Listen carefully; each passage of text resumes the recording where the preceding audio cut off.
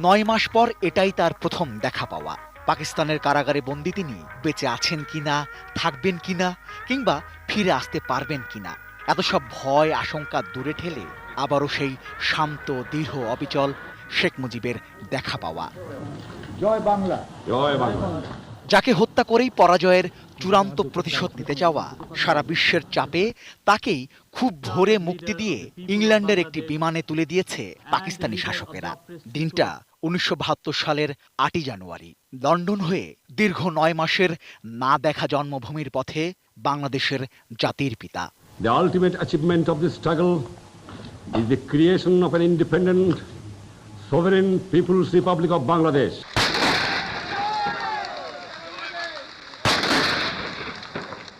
ততক্ষণে জানাজানি হয়ে গেছে তিনি আসছেন। তার জন্য দেশে যেমন কোটি মানুষের প্রতীক্ষা, তিনি উদগ্রীব ফিরে আসতে। লন্ডন থেকে বাংলাদেশ প্রায় 24 ঘন্টার আকাশপথ আরও দীর্ঘ হয় ভারতের মাটিতে থামতে হয় বলে।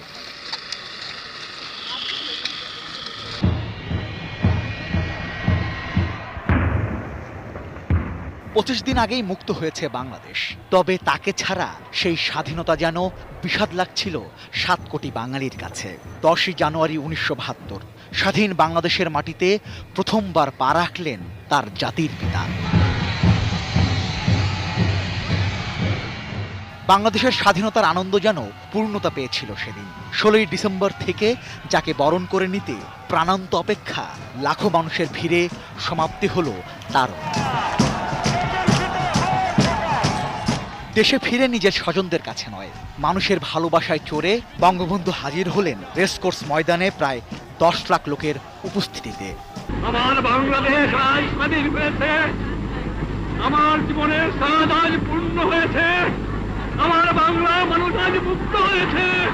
আমি খালি একটা কথা বলেছিলাম, তোমরা যদি আমাকে মেরে ফেলে দাও আমার আপত্তি নাই, মৃত্যুর পরে আমার লাশটা আমার বাঙালির কাছে দিয়ে দিও, এই একটা অনুরোধ তোমাদের।